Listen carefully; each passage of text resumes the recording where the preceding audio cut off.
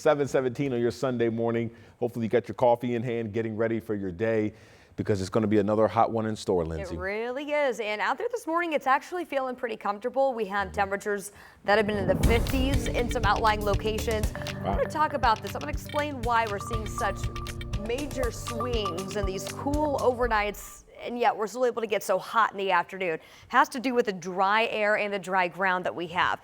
But over the next few hours, as the sun comes up, we're going to tap into some of that sun's energy and really start to heat things up. 7:27, by the way, officially, that's about 10 minutes from now, we will warm back to the low 70s during the 9 o'clock hour, nearing 80 already by 11 a.m. and by noon, we are headed up to 83 if you are coming downtown, 86 by 1 o'clock for that first pitch of the Indians' final home game of the season. We are back in the upper 80s for highs this afternoon under mostly sunny skies, light breeze out of the east today, 5 to 10 miles per hour. Everybody about 10 degrees above average, up to 89 from Indy to Muncie, Richmond as well, 89 in Greencastle and 90 your high in Shelbyville.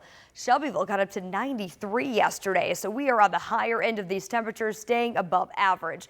Now getting into the evening tonight, if you're headed up to Ruoff for the Stone Temple Pilots, that's going to be a 7 o'clock start time for that show. The sun will set just before 8 p.m.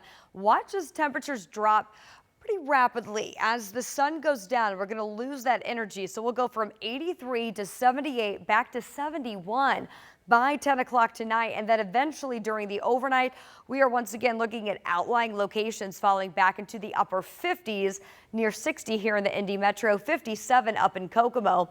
We've got what we call radiational heating and cooling going on right now because of all the dry air and the dry ground that we have in place. So during the daytime, the sun heats the surface rapidly. We get back to near 90, but then once the sun starts to go down, we see a reversal of that. Quickly, that heat rises back into the atmosphere, and because the air is so dry, doesn't allow for any moisture or any temperature to hold on, so it just quickly drops back off.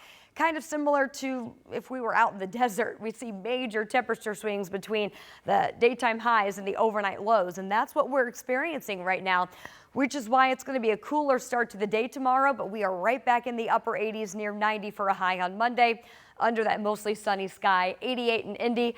Potentially back to 91 for a high in Terre Haute tomorrow. Now, we really do need some rain around here. So we are still seeing some moderate drought conditions being reported.